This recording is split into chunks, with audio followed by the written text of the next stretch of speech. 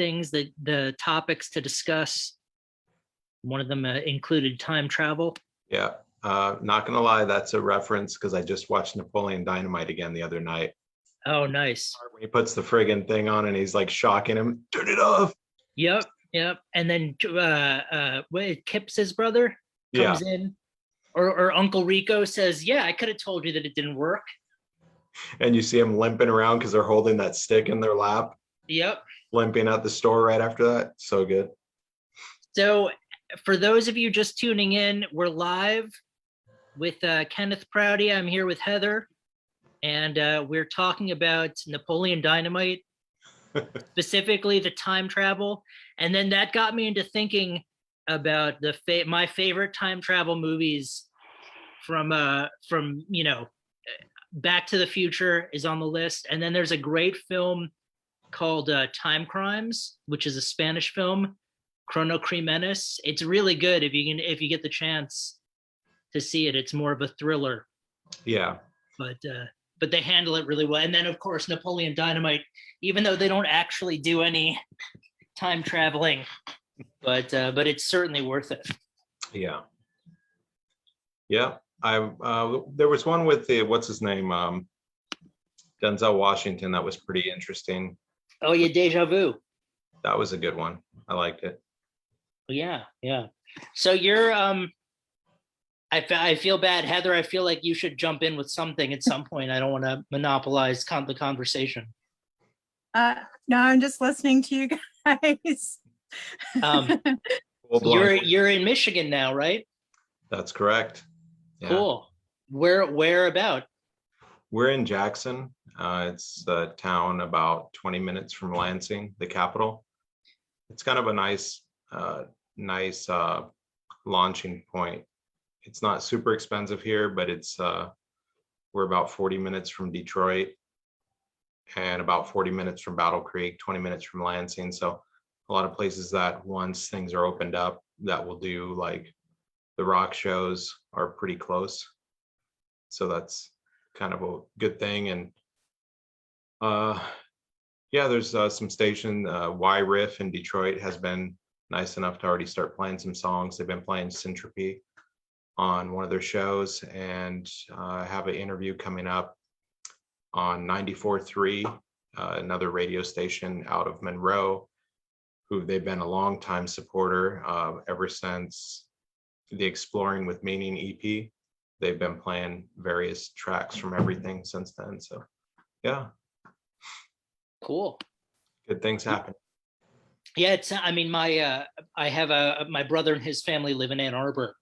Okay, so, yeah, it's close to us. That's like 20 minutes. Gotcha.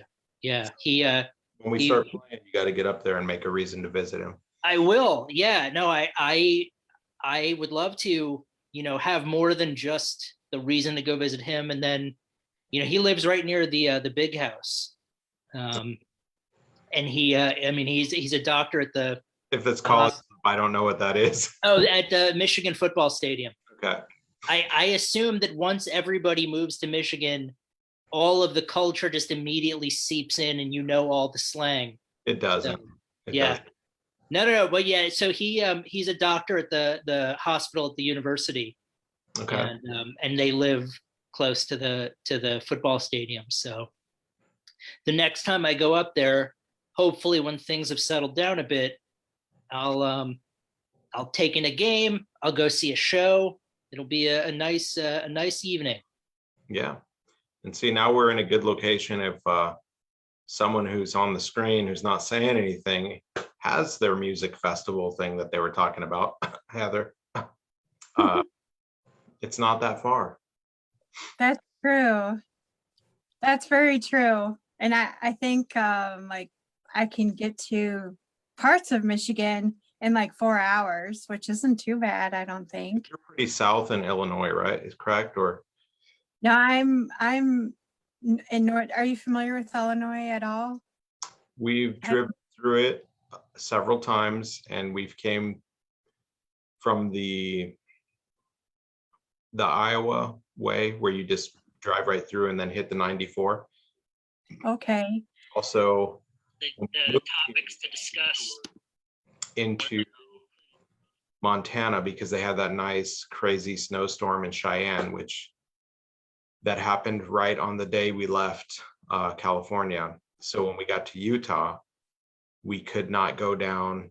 We couldn't go through Colorado and we couldn't go through Wyoming.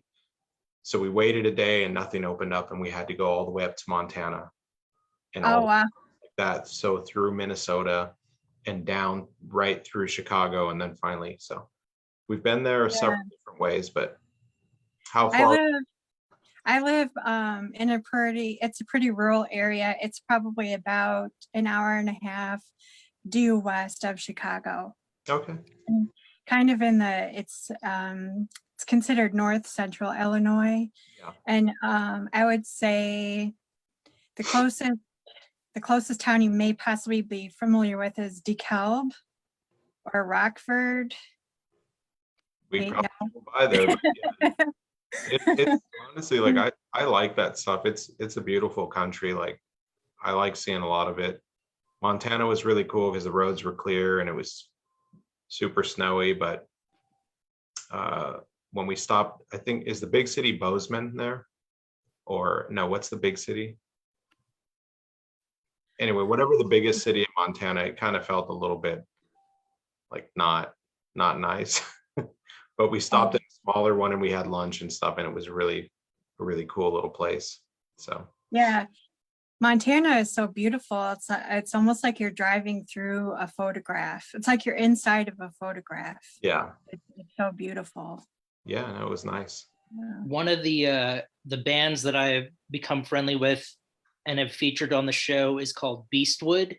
They're from Montana. So and I like their on Bandcamp, I think the description is music that would be in a Patrick Swayze bar fight. So Makes you want to hear it right there. No oh matter yeah, well that I mean bad, you know. that's what drew me. I was like, if you're gonna drop Roadhouse, then I'm sold. It doesn't matter if it's you guys, you know, playing a ukulele and banging on garbage cans. Like I'm in. But I think they've got a pretty good metal scene in Montana.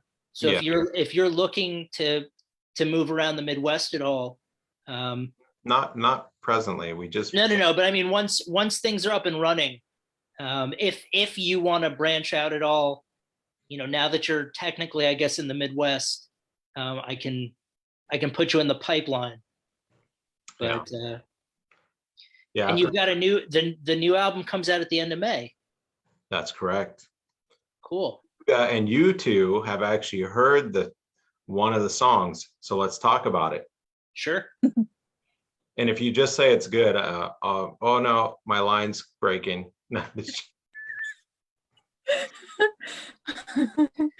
Did you like it? If you did, what do you like about it? Did you notice a lot of difference or not? Same crap? What do you got? No, I mean it's you know it's I enjoy your music. You know, I actually played some of it today. I did a revisiting on the podcast. Mm-hmm. So it was nice to kind of go back and look at Syntropy and sort of see, because it's there, you know, the Black Tide, they're elements of the same thing. I think you continue to expand a little bit more. If you're really into sort of like the instrumental progressive stuff, that's like, you know, I said that at some point people will think of you as like the contemporary version of, you know, someone who should be added to the list with like the Van Halens and the, you know, the Rushes and the stuff like that.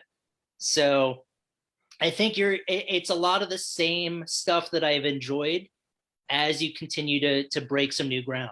Yeah. So I appreciate the list of people you want to throw me in with. Yeah. Well, I mean, you and I have taught you, I think I may have brought it up the last time when we were watching you live. And I remember I saw you hit the pedal with your hand. And I just remember thinking that's just talent that you don't see very often, to not miss a beat. Yeah. So yeah, no, I would definitely suggest for people out there, if you're interested in like really excellent technical playing, but also great riffs and just great energy. That there are two shows you have at least that are archived on this program, along with an interview. Yeah. So if people want to get to know you, get to know the music, it's a hell of a show that you put on.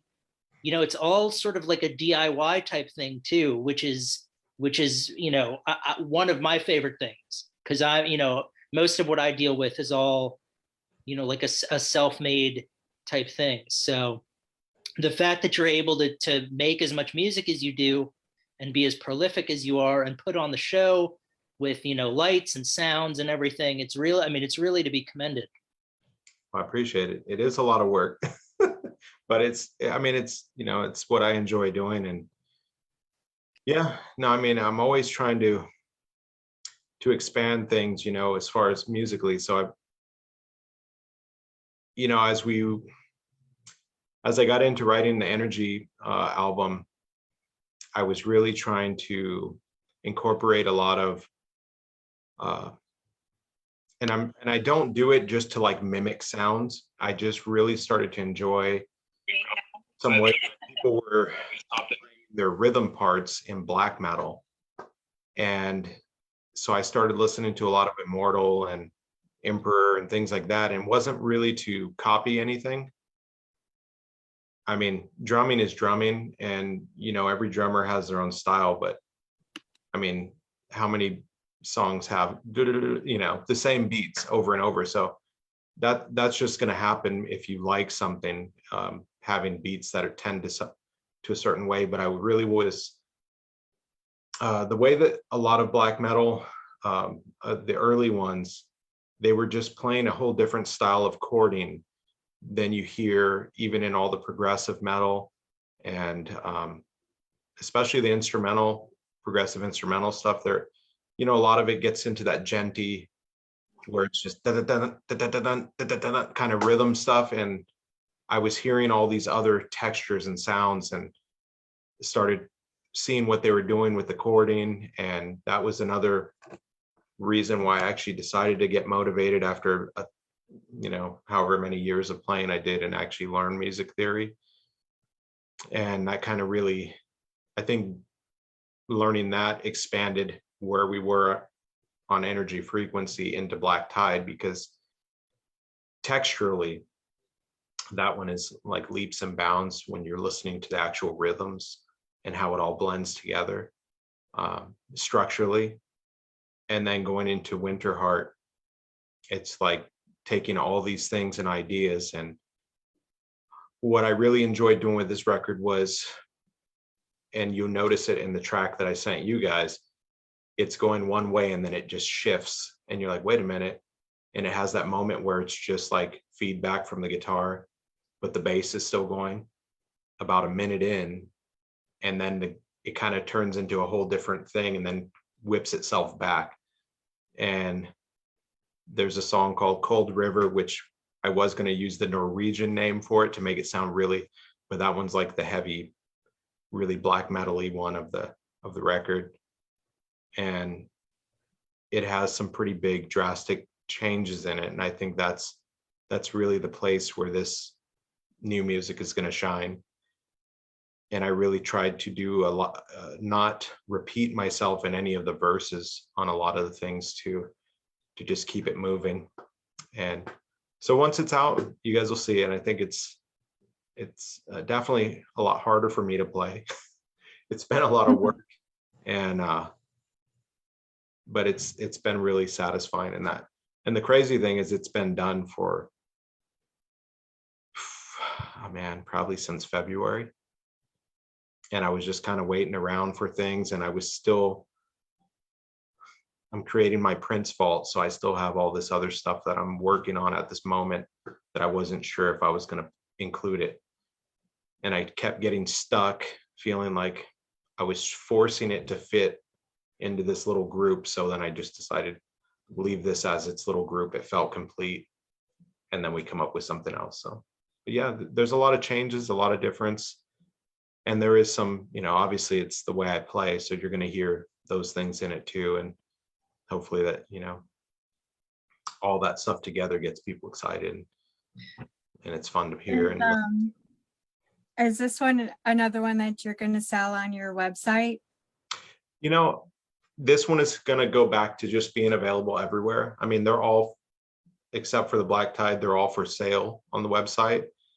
And the Black Tide, I just, excuse me, left it as a free download just because it was a harder thing to put out because of the fact that it's so long as just one song, even though it is technically four. So I'm still working on what I want to do with it for like a band camp type of thing. I might just not have all the cool little segues and just make the four basic songs and just say, oh, here, if you want the CP, get it here, or you can go to our site and get the way I meant it to be. Because as much as I'm really happy with how that came out for the modern day, I mean, I did shoot myself through both feet, both hands, and everything else with doing it the way I did, but I still think it was the right thing to do, even though it made it a lot harder to promote, and it made it a lot harder, if I had the individual songs, then I could give those to people to play, like for instance on these radio stations that have been playing stuff. But as a 16-minute, it's definitely just going right in the round file for them. It's like 16 minutes, no singing, so no. So Yeah. but artistic I got- is the right thing to do. Yeah, I got energy, frequency, vibration on Bandcamp, and I just noticed you didn't put your last one on Bandcamp. You just had it on your website. So I was just wondering if that's the direction you're going in, just having everything go through your website. Yeah, no, I mean, I did that for a couple reasons, because seeing the way that social media is going to where it's being so heavily censored. I mean, I know I have friends where they've went back 3 years on stuff they posted and then just banned them, for weeks at a time off something that's 3 years old. And it was like coming into the I think it was coming into the album cycle for Black Tide, I tried to do an ad for it, and for whatever reason, I'm banned from doing ads. And I'm like, okay, what did I do? There's nothing that I've posted that's been weird or controversial, or, I'm not. I've heard other people have had that same issue. Yeah. So, yeah. I just felt like, okay, well, there's all these people that supposedly are listening on Facebook and these other places. So why not make this? Because all I'm asking for is give me your email and I'll give you this track. So then I could create a group of people that are actually wanting to know what's happening and deal direct with them a little bit more. So that was the thinking with that. So with Winterheart, I did shop it out to a few labels. I think I shopped it out to too big of labels, and I am not patient enough to wait for an answer. And I just was like, let's just get this going. I'm ready to move. I'm already on to the next thing. So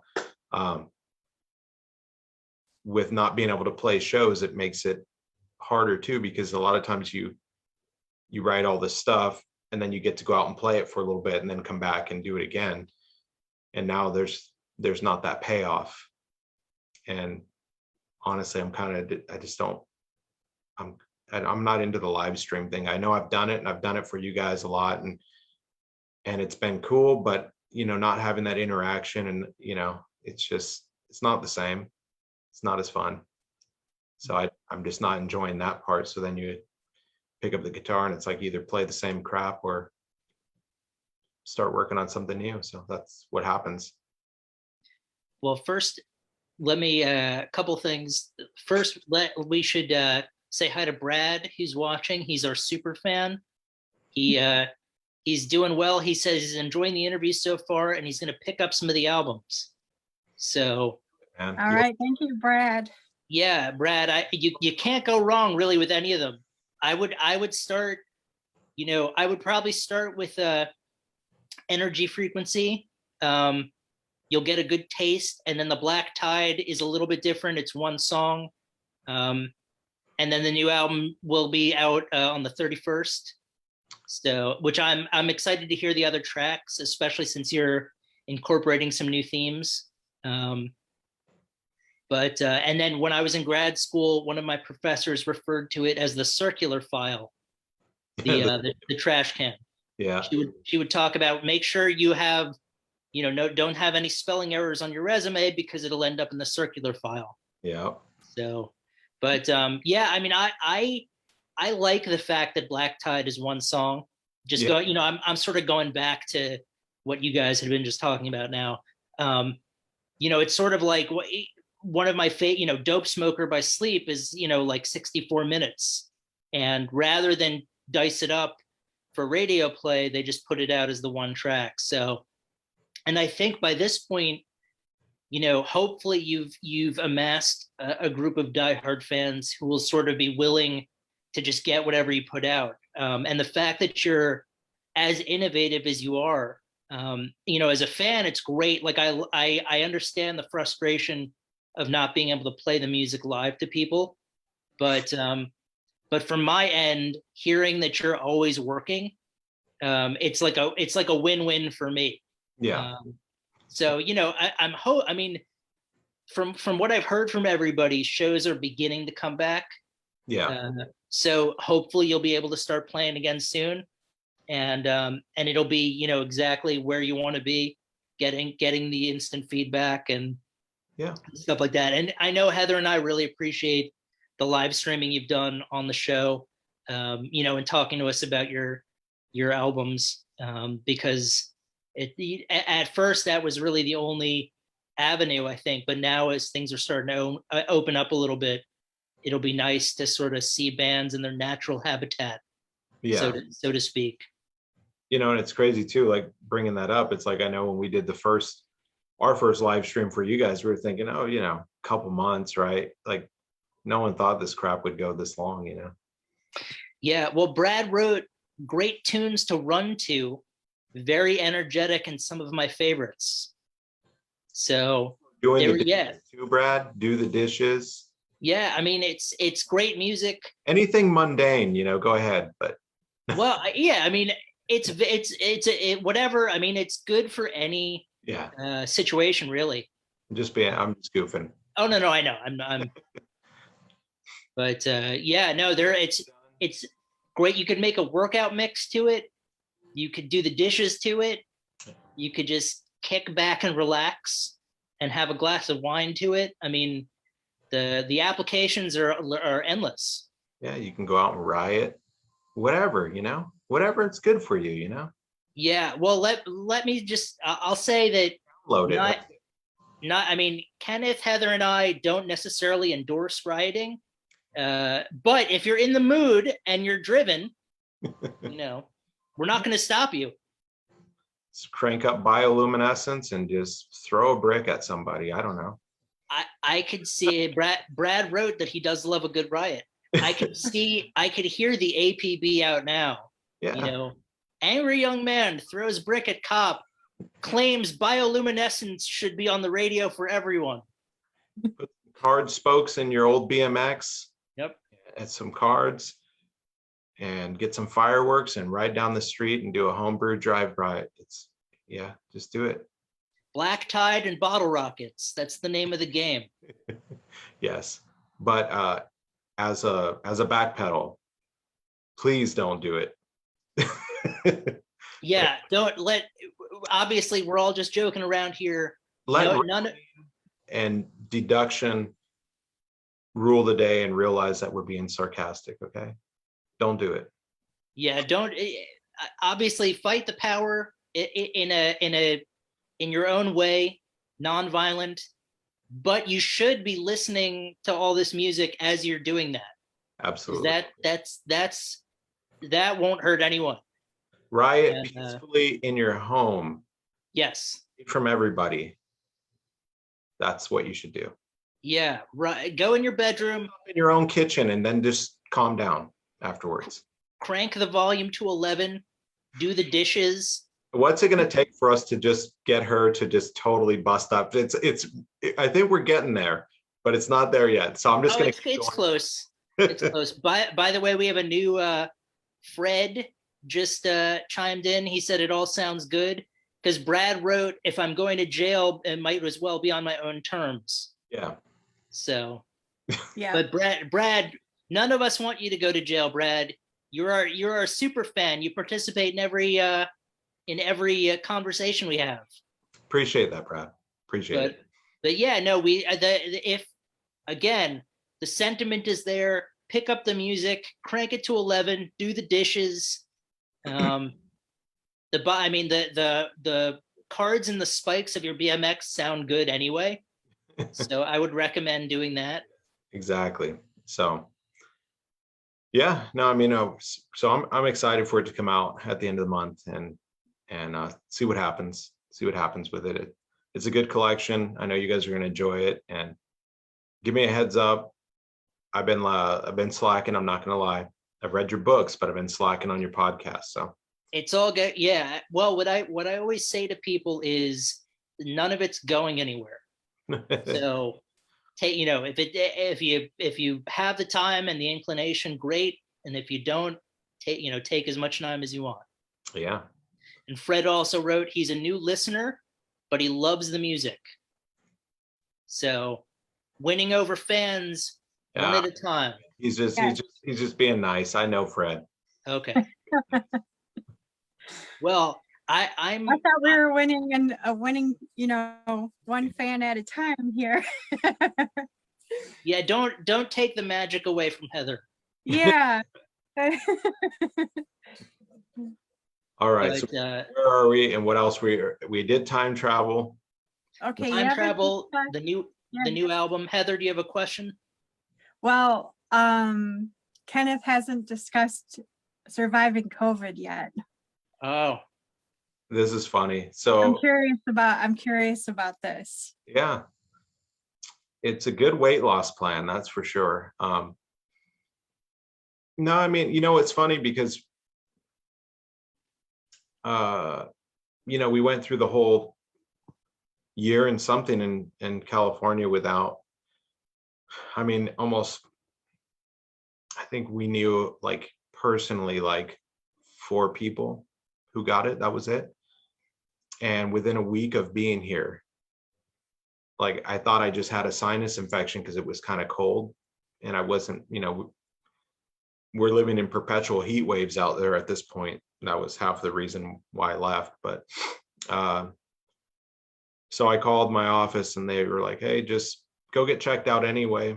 I felt great. Didn't feel like anything was a big deal. I went in and they're like, yeah, you have it. So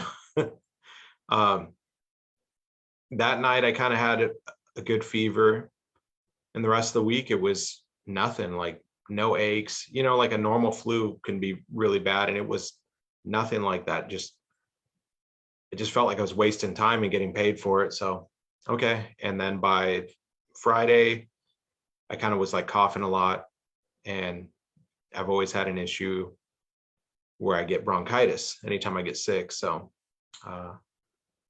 it kind of, kept going, and just a lot of coughing. I never had an issue where I had a problem breathing, but I did end up having to go back to the ER, which was kind of a weird thing. So Alyssa was giving me all this homeopathic stuff, and it was like drying out my mouth so bad I couldn't eat.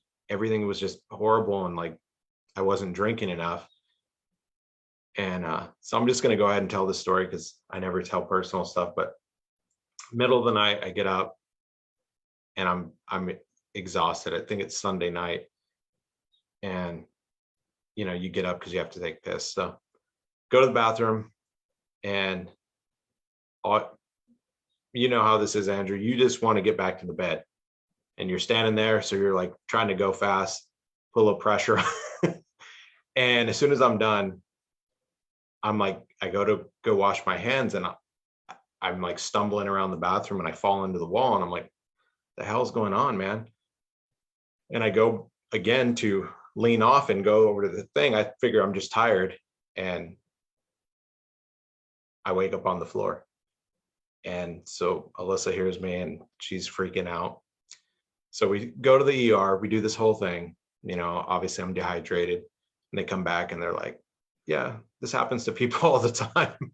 So have you ever seen those fail videos where the guys are lifting weights and they're straining really hard and they just pass out like from a deadlift, and all of a sudden they let the weights go and they just black out? Apparently we have some nerves and these veins that go right through your abdomen. And if you compress them too tight, it's like just getting knocked out. And that's what happens. So, you know, it generally the reason, you know, like those guys will be picking up 400 pounds trying to deadlift it. But since I was so dehydrated and sick, that's what happened. So that was Well, the worst of it. I had pneumonia for the second week, so just tons of coughing. And but yeah, I mean, it wasn't. If I didn't have the pneumonia part, I would say it wasn't a big deal. But I do also know that it affects everyone out differently. So 3 days after I was diagnosed, we were trying to stay separated in our new place, but Alyssa ended up getting it too. And I mean, she had like maybe a day or two of fever and then nothing. She was just like, yeah, whatever. So it didn't really do anything to her. And I had the coughing. So, but basically what they tell you is that if you're not having a fever, you know, that's being helped by anything. So like, as long as your fever is done and you're not taking any type of medication to get rid of it, and it's been 24 hours, you're not contagious anymore. So I stayed home for like 2 weeks and then went back out, and Michigan decided that no, you're here now, so you're going to feel the winter since you're making this album called Winter Heart, and snowing and doing all these other crazy things and being like 20 degrees for the next couple of weeks. So, but yeah, it's been cool. It wasn't that big of a deal. I'm here. Don't let Are you yourself get recovered? dehydrated and try to pee real fast. That's the takeaway. Are you fully recovered now? Oh yeah, no. I mean, Yeah. it took because of the bronchitis or the pneumonia stuff, which is always that, you know, that full thing took about 2.5 weeks to finally like get everything out and stop coughing. But no, I mean, I've been fine for a while now. So, but yeah, that was at the end of March. So yeah, we're all good. Good. As soon as Yeah, we were yeah. good. The Well, crazy. glad you're feeling better. Oh yeah, And a lesson for all of you out there. virus can't stop me. Come on, man. We got stuff to do. Yeah. We got stuff to do. No. But also take things nice and slow. If you wake up at the middle of the night, there's no need to. And Brad has a new suggestion for an album title: "Drench, Don't Clench." Yeah. So I think I'll look up the medical name. I think it's like mestasis or some M word like that. I'll look it up. But see that, I mean, that's like one of those Easter eggs that'll be great, because you know, Heather and I would know what the derivation of that album title is, and obviously you would, and then the rest of the people watching. But no one else, people would look it up on the, you know, look up it in the dictionary and have no idea why. You know, what is this? This must be a metaphor for something. yeah, But I mean, the actual experience was very bizarre because I've never like blacked out or been knocked out or anything like that. So like just to have your legs go all noodle like, you know, MMA, it was like, what the heck? So that was strange, you know. And I actually remember like dive bombing towards the floor and just being like, what? In your mind going so fast, like what's going on, you know? And then, but yeah, it was interesting. may I tell you, I have a funny similar story. It's different circumstances, but years ago when I was boxing just to stay in shape, I ended up doing drills with a then 16-year-old kid who is now a professional fighter. He actually fights at the Barclays Center in Brooklyn. Yeah. You know, he sparred with Klitschko. his name is Adam Kaunaki, and his nickname I think now it's the Babyface Assassin because he's got a baby face. But even at 16, he was like 225 pounds and a man. And he and I were going to do drills. And I said, look, the most important thing is I don't get hurt. So He knocked you right out, huh? well, even though we were supposed to go at like 50%, I was like, for you, this should be 10%.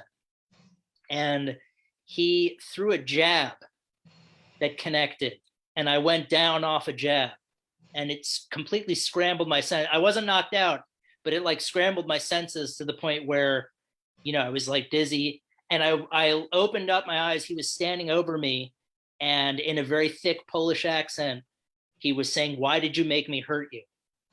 It was like straddling the line between concern and anger. Yeah. And I just remember, I think I put up my hands. I was like, "It's over, it's over," But yeah, I mean, you get in these situations. It's frightening when you, Brad just the kid's record is 21-0 with 15 KOs. You best stay friends with him. Don't worry, Brad. If I ever see him again, Unofficially, it's 16. Unofficially, it's 16. Yeah, Start we can there. We can add 60. Yeah, he's 21 1-0 and 16 KOs. But yeah, that was one of the. But no, just to be on the same way.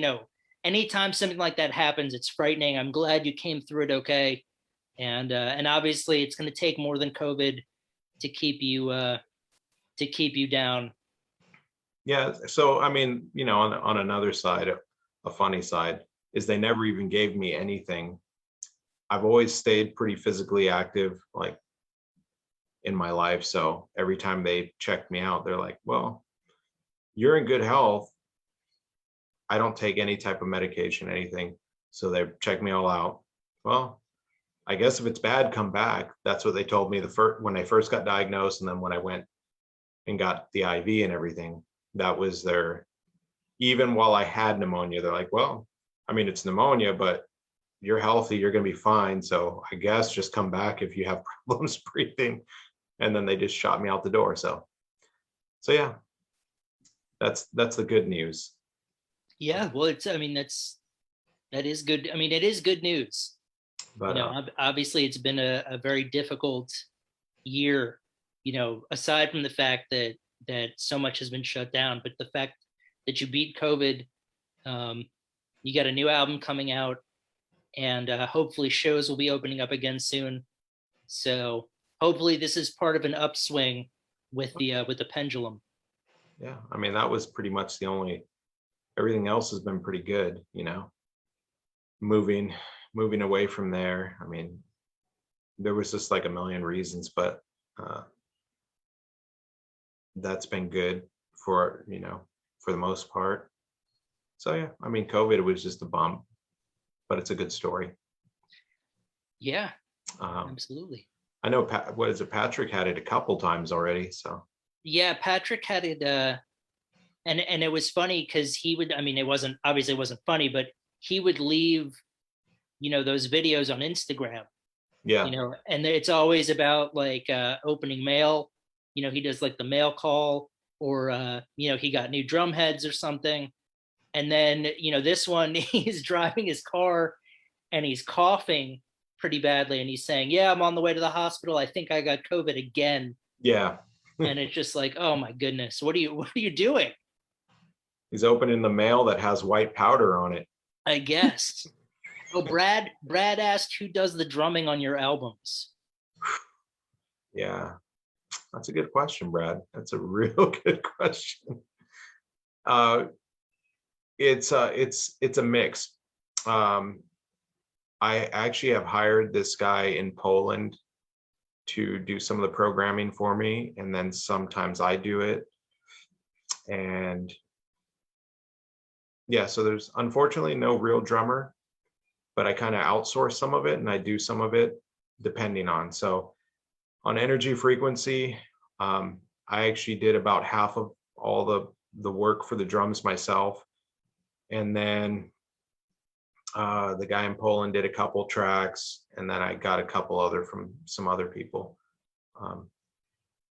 So yeah, drums are definitely hard. I know, it's Yeah, yeah, Brad hard, man. Brad wrote, he said the guitar work and drumming are always top notch. Yeah, so it's kind of weird because a lot of times I do something completely opposite as most people. I don't. A lot of bands or even solo people will track all their guitars and build the drums to it. And a lot of time I take drum tracks that are done and build my songs around them, because that gets me excited. Like, if I don't have drums to play to, I mean, you're just going to end up with some Neil Young, man. That's I mean, hearing all that, the craziness of the drums is what gets me excited to come up with these different riffs and patterns and different chord changes. So that's the way I like to do it. And that's why, like I said, I hire him out, and I've had this guy build some stuff for me. And so, yeah, that's what we've been doing at this moment. And Brad, Brad and everyone else, there are at least 2 shows that are archived on the Facebook group with Kenneth, and his wife Alyssa plays bass, and it's just the 2 of them, and they put on a heck of a show, just in terms of the musicianship. And there's usually, at one time the lighting didn't necessarily work as well, but there's like a whole theatrical package. Yeah. And I'm really excited I got to say the phrase theatrical package. Yeah. Yeah, No. that's one thing that I'm grateful for the live streams. For myself, I'm just speaking personally on a personal level. The live streams really helped me get through difficult times. And I know it's not a substitute for seeing people live, but a lot of people that have done live streams, I would never get the chance to even see live. So it was kind of really nice to be able to see them in a live stream. And for that, just that alone, I'm really grateful for that. Yeah. No, I agree. I just kind of burned myself out on it, but I totally agree. Like, I mentioned that band Emperor earlier, and I know they mostly only play in Europe at festivals now, because they don't want to really do anything new. They decided they felt like their discography was done. So now they just play certain festivals here and there when they feel like it, and they're paid enough to do it. So, and I believe that they just put out a live stream show where they actually did something where they streamed it. So of course I missed it, but the idea was great. I agree. It is live. The live streaming has been really cool. But Well, we're side of it, it's kind of like I just got to the point where I kind of didn't want to do it anymore for now. Well, if it's going, I'll be back, because that's how it is, because you just want to play for people. But it's probably really like, obviously on our end, it's wonderful to be able to see the music, and on your end, it's probably fun at the beginning because you're playing, but there's no confirmation of anything. It's like you're playing into a black hole. And the other side of that too is a lot of times, like, you're having to do it, everything that all the interfaces that I've tried, and the one that I have, like, if you're trying to do anything onto the computer, it's just not working. So you have to use a phone. So playing what we're playing, it's like, and unless we had like a dedicated person on the camera, you don't see anyone's comments. You don't see it. You get nothing until after it's all done. You can go back and look at stuff, but otherwise you're not getting anything. It's just you playing the show, or playing a practice with more lights and just going through it. So in that sense, it's cool afterwards if you look back, and I know something I've done is saved every one of the performances on on the computer to kind of judge like how the sound quality was and what we could do better to make it, and so in a sense there's been a lot of benefits to it, just learning how to do all that stuff. But yeah, there's no, when we were out playing the last couple shows we played with some bigger name people, and so you get off the stage and you get to interact with people and kind of watch how it's always fun, because when you get up on stage and it's just two people, we're playing at these shows with big rock people or metal people, and you can see like the other bands like during sound check are like, what is this crap? And then all of a sudden everything kicks in and we're doing their thing, and it's like, oh man, I'm looking forward to your set. I thought you guys were going to suck. And now I'm excited. So, you get those, you get to interact with people afterwards. I guess the big one that I always get is, man, I've never heard someone play guitar like you. And I'm like, okay, cool. Well, that's what we're aiming for, So.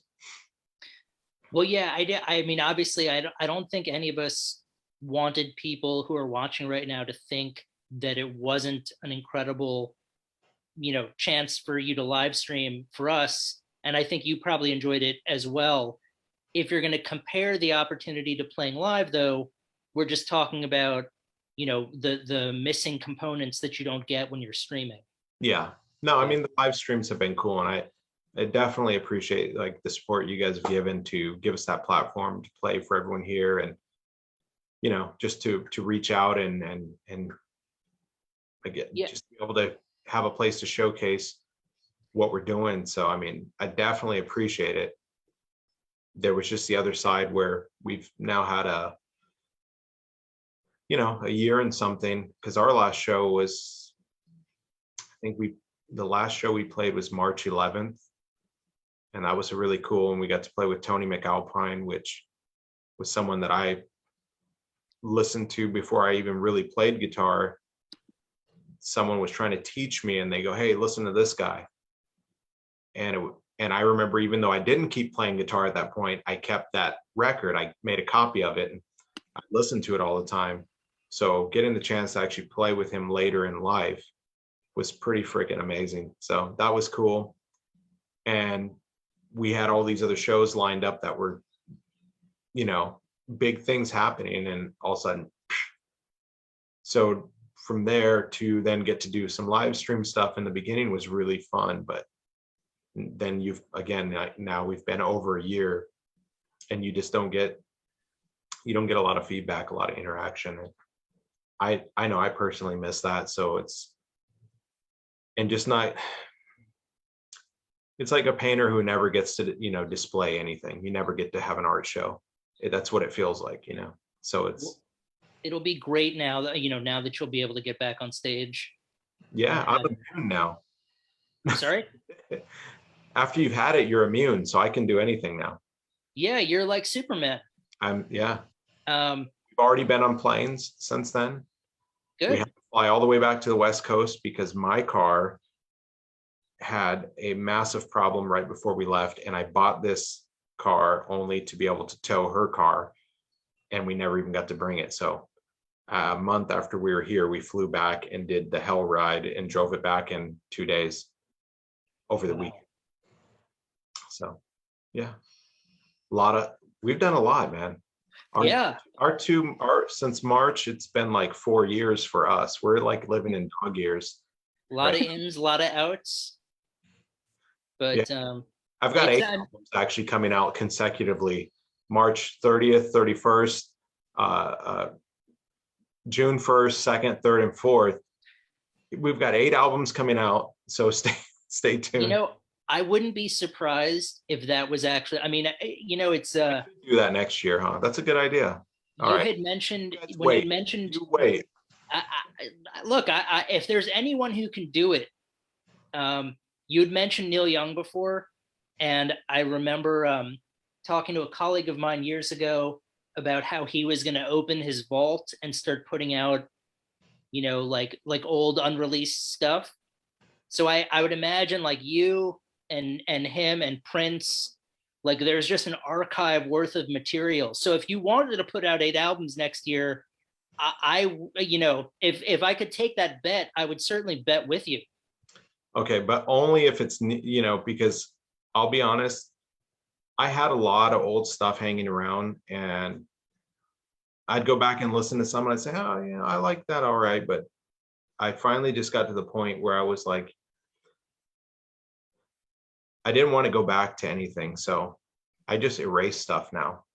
And I just don't care. I'm just like, so when I say 8, it would only be new. If it was going back and pulling out old stuff. Gotcha. You know what I'm Then saying? So when I'm it would be 18, right? What's that? If you went back and included all your old stuff, then it would be 18, right? Yeah, it'd be a lot, but It'd be a lot. yeah. I mean, I had just like discs and discs of stuff that even from like the time when I said I wasn't really playing music, but then I would just get excited and spend like 2 weeks and do a bunch of tracks that had 10 million mistakes in them, but they were just there. And I just got to the point over the last year and I was like, you know what? Reality is I don't want to go backwards in anything that I do in life. So I just get rid of all of it now instead of dragging this past around with me, and let's just move forward. And so when I said that I was building a Prince vault, I'm just goofing around, but it's songs that I've actually already been working on since I've been finished with the tracks that are going to be coming out on Winter Heart in May 30th. So, well, I think, I say we get like a Kickstarter going or something yeah, where, starting from now, 8 albums next year. I mean, I think you can do it personally. yeah, we could. I mean, how long does each one have to be though? That's Yeah, I mean, well, the other side, Andrew. The really hard part is the ideas. Like, if you've noticed, like everything has like a theme, and once I have that spark and that theme, it just kind of like sets things in motion. So if I don't have that, then I don't know if I can do that. But once I have that inspiration, just some little phrase or anything like that gets it going, that's it, Well, it doesn't have to be 8. I mean, I'm happy to say 3 maybe. No, but 2. I'm saying how many songs per album? Oh yeah, well, I mean, we could, it could be extended plays. They can be single. I mean, dealer's choice. Okay. I mean, you're the one who's going to be doing all the work, so. But yeah, no, I'm excited that, like you had said before, I think there's a through line with all your music because it's you playing it, but it's cool to hear that you've branched out into new areas with the new album. Yeah. So I'm excited to sort of see what direction you go in with a lot of the other songs. It'll be really cool. In the deep waters now, Andrew. I'm sorry? I said we're in the deep waters now because Oh yeah, I mean, we're talking. Nobody else that I've found who's doing the instrumental stuff in this way that's incorporating or going so much with black metal, and in those routes and incorporating so much of it. So that's been something cool. And I guess, sacrilegious in a sense, because black metal is like all about no leads. And so it's kind of fun to take that because it's just something that's not out there and turn it into something completely different, Yeah, well, it'll certainly be unique. I mean, I haven't heard of that crossover type, black progressive metal. Yeah. You never hear that. So it'll be cool to know. I mean, especially, I also enjoy the fact that you're testing yourself, by playing more complicated stuff or writing more complicated stuff rather than just sitting back and finding the formula that works. Yeah. It's the moving forward, it's like, yeah, no, you gotta going forward. It's like, what are you doing? You're stagnating. So, well, I have a problem with that. I have to always keep moving. So I'm trying to find new ways to actually get better too, because the sad story is I really don't practice that much. And it's only when I'm writing that I really force myself to start incorporating new things. And so that's where I somehow managed to fumble through all these new techniques and push myself in things that then takes me 4 months to be able to play it accurately later as we go. So by 6 months, then I'll start adding little weird things and now I'm like, okay, the song's too easy. What can I do? But yeah, so this one, you're going to notice a lot of differences because I really got into a lot of different kind of sweep picking type of stuff, but I didn't want it to sound like the traditional that you hear in a lot of songs where do you guys know what that is? Does anybody know what it's? So basically a sweep picking, if you have 6 strings, you're going to kind of just rake the pick down, and this hand will play notes on all 6 strings and then come back up. So one fluid movement. So what you'll hear it a lot, and it kind of goes kind of sound like that, and you'll hear it. People will throw that into leads and they'll do it like one time, just real quick. And I just was finding all these ways to utilize that type of into a phrase, out of a phrase type of thing. So and in fact, right at the beginning of Winterheart, the track I sent you guys, right before it goes to the riffs, you'll hear one in it. I do this quick run where it ascends real fast and descends, and then you hear it go, and then it goes into that riff again. That's kind of almost like the beginning riff, and then it has that break in the song and changes. So if you go back and listen, you'll hear it. I did one normally there, and right as the next section of music starts, I use another one, but I sweep into another phrase. So it kind of has this weird sound. And if your ear is not trained, you're like, okay, you could fake it by just playing one note, but it will never sound right. So those are all over the place in these next 4 songs. So you're going to hear a lot of different things that are making me work hard to play them. So hopefully we get to play them live. Yeah. Heather, you were going to say something? Well, I was just going to say, being in a new, in a new state and a new environment, being in Michigan, there's got to be a lot of inspiration there, that you can just being there, I think you might get a lot of inspiration from that. I hope so. Yeah, no, Yeah. it's a beautiful place. We had visited here a couple times, and that was kind of what happened, was like the differences and stuff, and a joke that I've been making with people, because it's funny when you move out here from the West Coast, all people keep saying is, why? And I say, well, they always say the grass is always greener, and it's true, because we didn't have any friggin' grass over there. It's just, unless there's a watering system, most of the time it's a desert. So here, when you just have open plots of land, everything is just green, and over there it's just dirt. So even that, the amount of forests and stuff you see just driving down the road is yeah, I love it. I like it.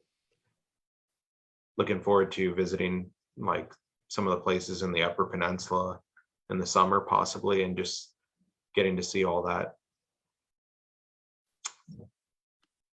Yeah, that'll be my brother has his sights on trying to get up there at some point. He's always talked about how wonderful it is. Yeah. You can just like YouTube Upper Peninsula, or they call it the Upper, and there's just, it's not that populated, but it's absolutely beautiful, like especially in the summer months. You can kayak around the lakes, and there's just tons of waterfalls and all kinds of stuff to see up there. So looking forward to trying to get up there and do that. Awesome. Well, it's always great to talk to you. I'm glad I'm glad Winter Heart's going to come out on the 31st. So for those of you out there looking for more music, you can always get the Black Tide or any of the other albums on Bandcamp or on the website. And I know you're pretty active on social media, so there are also 2 excellent performances that are archived from the live stream, so you can check those out as well. And I'm just glad you're feeling better, man. Yeah. Oh, And I hope to hear that there's going to be some live shows coming up soon. yeah, I hope so too, man. But yeah, no, we're all good. Like you said, 30th. I'm actually trying not to be too active on social media. I did want to promote this for you guys. I just, with everything that we're just overloaded social media last year with being stuck. And I was like, no, I just want to spend time living this year and not really worry about it too much. I mean, I don't know how it is for you guys, but I know for me, it's like the amount of work that goes into it, there wasn't really too much of a payoff, and why I say that, I mean, I can get the same responses posting once a week, once a month if I have something to say versus trying to make a post every day. So it was like, well, I'm just going to do that for now. And I will be posting another guitar thing from Winter Heart, which you actually just reminded me because I wanted to do one a week until it comes out, just kind of showing something from there. So now I got to get to work. Cool. Well, yeah. Well, so check out some cool guitar videos about Winter Heart, and the album will be out on the 31st. And it's been so great to catch up with you. Thank you. Hey, thank you guys. Appreciate it. Thank you. And I will be posting when the radio spot is coming out. I'm doing that on the 28th in Monroe for 94.3. And it most likely, I think it is going to be broadcast on the 30th. And that's kind of why I picked for the record to be out there. Because I'm sure we're going to be talking about it. So why not have it out the day that it's being played on the radio? So that sounds good. I will be posting about that one for sure. And anything that's like really exciting. Other than that, just kind of play it low key this year and only have something to say. Well, it's good to have you back. I'm looking forward to the new album, and have a good one. Hey, I appreciate it. You guys too. Thanks so much for taking the time. Yeah, you got it. Take care. Now. Later. Take care. Bye. Bye.